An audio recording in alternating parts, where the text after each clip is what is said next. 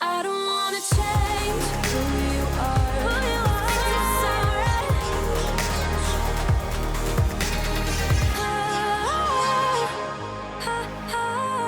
Ciao a tutti e bentornati sul canale. Come avrete intuito dal titolo e dal poster qua dietro di me, oggi siamo a Procida, isola che è stata eletta capitale della cultura italiana quest'anno. Prima di iniziare ad esplorare Procida, se volete sostenerci e se non volete perdervi tutti i nostri prossimi video in uscita, iscrivetevi al canale. Ora partiamo! Dopo essere stati per 2 giorni a Napoli, questa mattina ci siamo svegliati presto per essere al porto intorno alle 8. La prossima tappa del nostro viaggio ci porterà a Procida.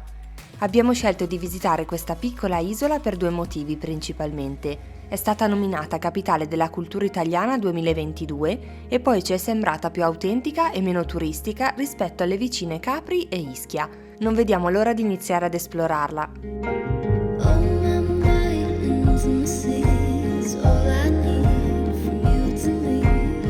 Ci sono davvero molti collegamenti che partono giornalmente da Calata Porta di Massa verso Procida. Il molo da cui imbarcarsi però non è molto ben segnalato sinceramente. Noi abbiamo scelto il traghetto di Caremar, che ci mette circa un'ora di navigazione ad arrivare e costa 20 euro andata e ritorno a persona. Spero di non soffrire il traghetto, ma penso di no. Speriamo. Il tragitto è molto scenografico. La vista sul centro di Napoli mentre si lascia il porto è davvero stupenda, così come su Posillipo e Capo Miseno.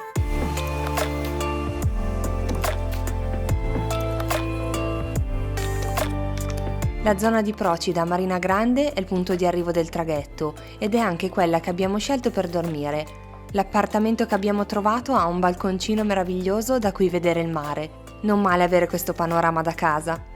Dopo aver fatto il check-in ci mettiamo in cammino. Il centro abitato è diviso in contrade. La prima che decidiamo di visitare è Terra Murata, la più antica dell'isola.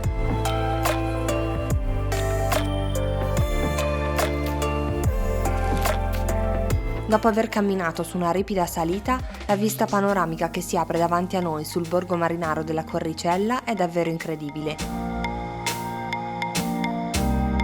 Le case dai 1000 colori pastello, una a ridosso all'altra, creano uno scenario unico e magico. Non a caso, infatti, Procida è anche detta l'isola del cinema. Qui sono stati girati diversi film, tra cui Il postino di Massimo Troisi. Terra Murata è un centro medievale fortificato in cui poter ammirare le case tradizionali, il Palazzo d'Avalos che per molti anni è stata una cittadella carceraria e splendidi panorami su tutto il Golfo di Napoli. Scendendo dal borgo di Terra Murata vediamo Casale Vascello, tipico esempio di architettura procidana dove il tempo sembra essersi fermato. Questo gruppo di abitazioni colorate che si sviluppa intorno ad una piazza centrale conserva ancora oggi un fascino d'altri tempi, che ricorda molto il mondo arabo, grazie alle volte presenti su ogni casa. L'atmosfera è davvero unica.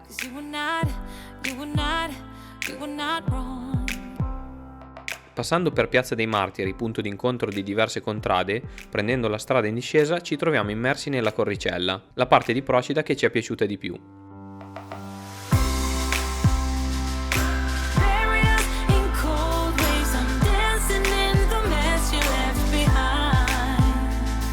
Marina di Corricella, nonostante i diversi locali turistici dove pranzare di fronte al mare, è ancora soprattutto un borgo marinaro, dove incontrare pescatori intenti a sistemare le loro reti e barche dopo una mattinata di pesca.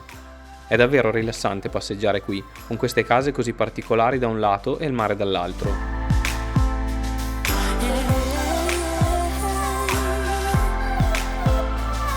Per pranzo ci fermiamo nel ristorante dove sono state fatte le riprese del postino e abbiamo assaggiato le zeppole procidane e 2 piatti a base di pesce, entrambi fantastici.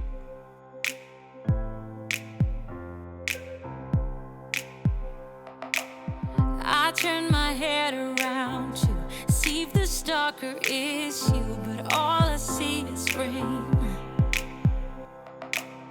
In fondo a Marina di Corricella prendiamo le scale che ci portano ad uno splendido belvedere. Ci perdiamo per un po' nei piccoli vicoli fiancheggiati da piantagioni di limoni.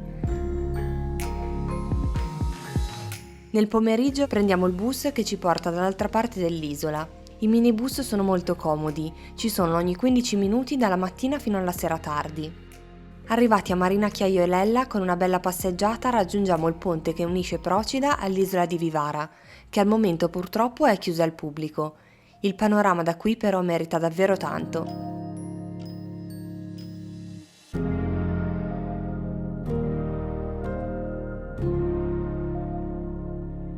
Momento verità, siamo all'inizio del nostro viaggio, che durerà una quindicina di giorni. Qualcuno di voi lo sa se ci segue già su Instagram.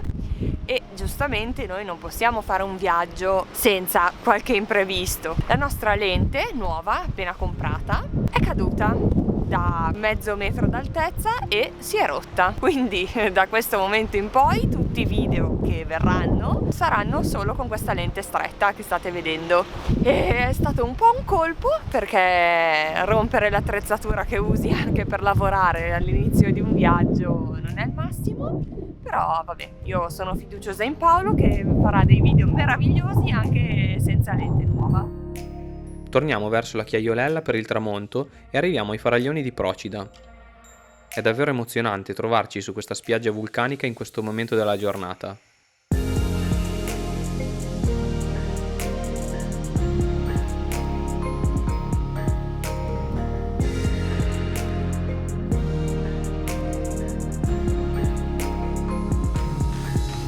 Per cena torniamo verso il nostro appartamento e troviamo un piccolo negozio di alimentari in cui ci facciamo preparare 2 panini con del formaggio tipico della zona, 2 panini di dimensioni decisamente incredibili.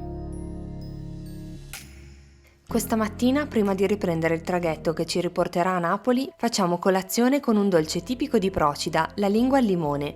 È davvero fantastica, dovete assolutamente assaggiarla. Facciamo un ultimo giro per Marina Grande prima di salutare Procida, i suoi colori e la sua atmosfera rilassata.